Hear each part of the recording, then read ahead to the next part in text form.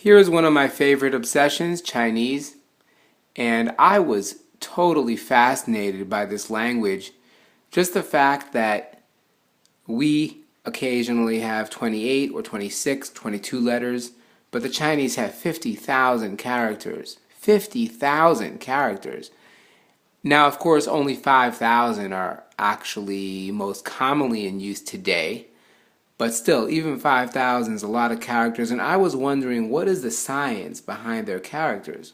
What are they thinking? How are they designed?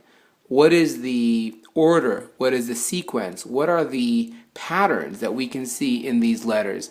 And if you look carefully, you can see that the strokes either go side to side, up or down, or occasionally they'll have little pictures inside.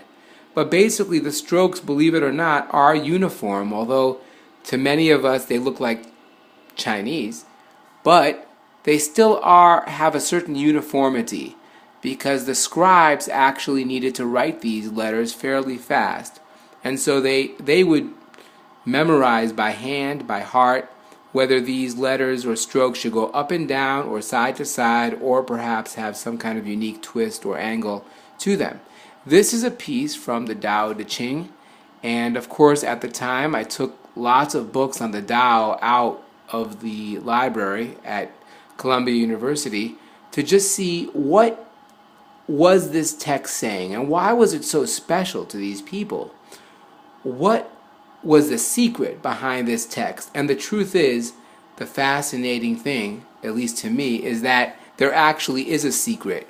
The secret of the Tao is that it's impossible to actually know the proper way, because the proper way is a mystery. The proper way has no way. It cannot be charted out. And of course, this is chapter 14. Chapter 1 is the most famous Tao expression that people know. Dao ko Dao Fei Chang Dao. The Tao that has a way is not the real way. Ming ko Ming Fei Chang Ming. The name that has a name is not the real name. Meaning if you can call it, if you can locate it, if you can touch it, it's not the way. Because the true way is a mystery. And of course the Tao has some really precious lessons that we can all learn from. And as you can imagine, I was thoroughly blown away by the Tao, only because I come from a tradition where we know the answers often. It's either in or out, right or wrong. Should you do this or should you not do it? But the Tao invites us to enter that world of not knowing. And of course, the mystical Jewish traditions enter the world of not knowing as well. The Tao tradition has it in almost every single page in every single one of the 81 chapters.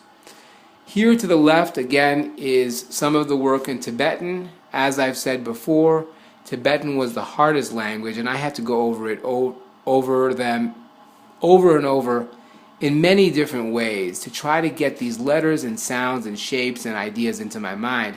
Right over here, sideways, is a Greek passage from Corinthians.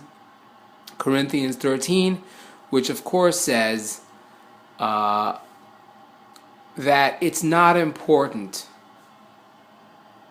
that we do outside actions, or it's not important that we have faith that could move mountains. What's actually more important is the love that we have in our heart. And of course, I believe that is the heart of the New Testament. And so there's a secret there, which is what's really important is what we have inside versus what we have outside. Now, right here we have again, some pieces from the Bhagavad Gita, my favorite, which actually ended up being the piece, or 1 out of 7 verses from the Bhagavad Gita, which I chose. A person who is not disturbed by the incessant flow of desires that enter like rivers into the ocean, which is ever being filled but is always still, can alone achieve peace, and not the man who strives to satisfy such desires. Now, of course, you know, all the traditions have that, but I will be honest with you. The Bhagavad Gita states the importance meditativeness in a way that was more profound than I've ever seen anywhere else. And I believe actually that 270, chapter 2, verse 70, is kind of the crown jewel of the Bhagavad Gita, in my opinion. Now, to the left, right here, is a passage from Isaiah, and it's in Hebrew. And what the passage says is that God is assuring us that no matter if we pass through fire or water, nothing will harm us. We will always come out on top, we'll always come out safe, we'll always come out intact. And I love that passage because, there's so much in life that can knock us down and push us over, or at least challenge us and make us wonder like, oh my, am I ever going to make it? And what I love about this passage in Isaiah is that it gives us that kind of strength, that assurance that there's something in us that's more powerful than everything else around us, and that eventually we can make it through. And I will be honest with you, this was one of my favorite passages in the entire Torah, and as you will see from other videos perhaps, there was a long process of looking for the most important line or most important passage in the entire Torah, or the entire 24 books of the Jewish tradition. And I wondered what was the most important. And I divided the entire Torah into 8 categories, and then I found about 10 or 20 verses for each category. And this was a very powerful verse, but to be honest with you, at the end I chose not to use it because it really felt a little exclusive. It felt like it was pointing to us Jews as having a special relationship with God.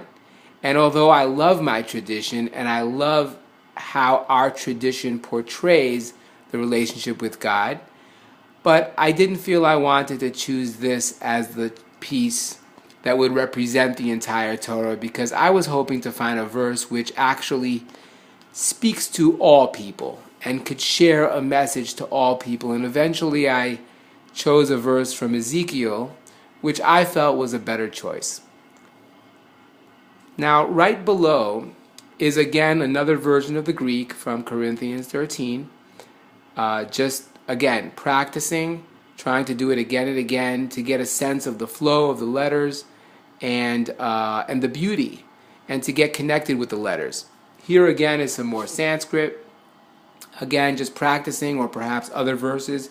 Down below is some more Ethiopic, just experimenting with a little bit of a different shape to get comfortable with the letters. As you can just imagine, it really is a process to get comfortable with the letter, because I can only draw it if I feel it, and I can only feel it if I live it, and I can only live it if I do it a lot of times and practice it and get a sense of the texture of the letter and the feeling behind the letter and the tradition behind the letter. And so there again is Ethiopic, and I love Ethiopic so much, and I've loved it for years, actually for like 8 or 10 years, and I'm so honored that I finally got to do a piece in Ethiopic.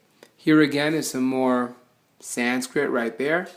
And then again, on an angle, is one of my favorite verses from the Bhagavad Gita, right there. I know it's on an angle because it used to be on the ceiling. I just hung it up here so you can see it. And a little later on, I cannot tell if you can tell from that angle, but that's Russian.